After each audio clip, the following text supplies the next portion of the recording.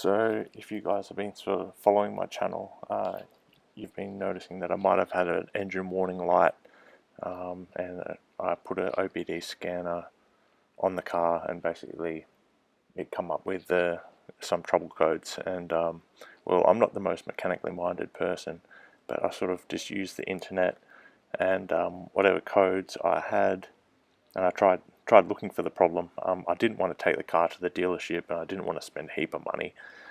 So I'd like to thank Tallulah Luna. She made a quick YouTube video talking about the DPF pressure sensor, and I thought, hell, why not? I'll just give it a go. The part was on sale, it was on special. I think it was only $50 for a replacement, and I thought this might be the actual problem, what's going on in my car. And as we'll see, we did resolve the problem just with this quick fix. So it goes to show, if you use the internet and a little bit of research, we can all sort of help each other, which is a really good thing. So let's get into the video. Basically with this video I'm going to show you how to install the new sensor, where it's located in the car. So I've just got the product here with the part number. It's basically identical to the Mercedes version. To be honest, it's probably made in the same factory. Like most sort of German parts, they probably share manufacturing. So all you need to do to get to this pressure sensor, it's on the exhaust side of the car's engine bay, and there it is, hiding behind the bracket. And all you need to do is remove the air filter off the top of the engine and the engine cover, and there it is. You'll be able to get to it. Just to make sure, I just used a magnifying a reflection mirror just to see what bolts were behind what I had to undo, and it's really easy to get to. It's just one bolt is all you need to get to the top. It's a Torx. So I've just got the wrench here. I'm just showing you how to quickly get to it. Yeah, so you just need to undo one bolt. You just need a Torx wrench to get to it, and as I'm trying to show here, it's held on by a plug. You can easily remove the plug. That just comes off with a screwdriver or something like that. Just be gentle, remember. But yeah, there you go. You can put that into place there. So you'll see there's a few more stages we've got to go through. There's two hoses which are connected to the bottom of the sensor. That is the retaining clamp that needs to come off. That's one more bolt. But as you remove the hoses, the clamp and the top bolt, you can see it just comes free from in there. But we're not going to take any shortcuts with this job, so I'm going to show you how to do everything. There's three more bolts in here. You just need to get to them. They're Torx bolts once again to remove the bracket. And as you're going to see, I'm going to remove the bracket and the lines just to show you the whole thing, because why not? The whole job only takes 1 or 2 hours to do anyway, so it's pretty quick. So let's just do the whole thing properly. So there's the bracket and there's the sensor, and you can see there's the Mercedes DPF sensor, and then I've just got them side by side. Literally they're the same thing.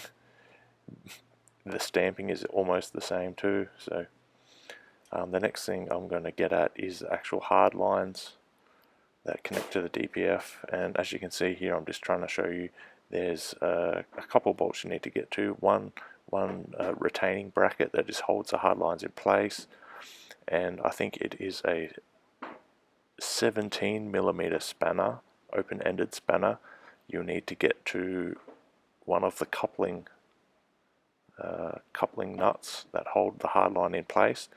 You'll see there's one in the top that we're looking at now, and there's one in the bottom, which is you'll need to actually get underneath the car to get to them, but I'll show you very quickly where it is, and there it is.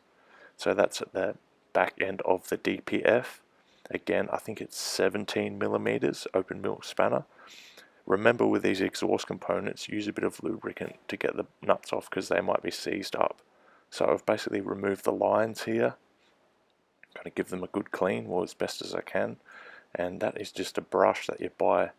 You can buy that brush from a supermarket, which you use to clean metal straws, drinking straws, and that's just a can of WD-40.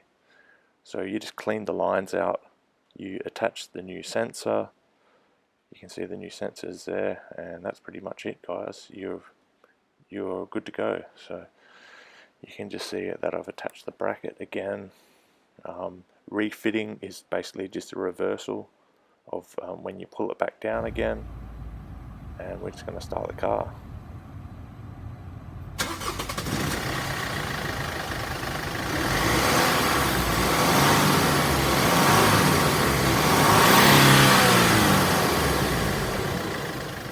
So you can see next what I'm doing here, I've got the error code, I've got some error codes, I've got another error code.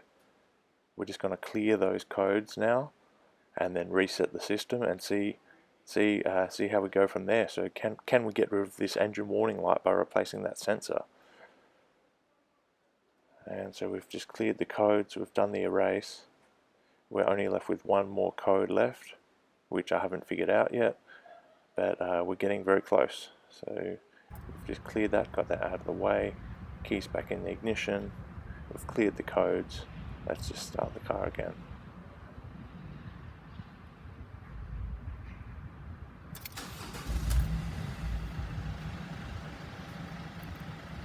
And there we go. There's so by the looks of things, that error code had something to do with maybe the sensor.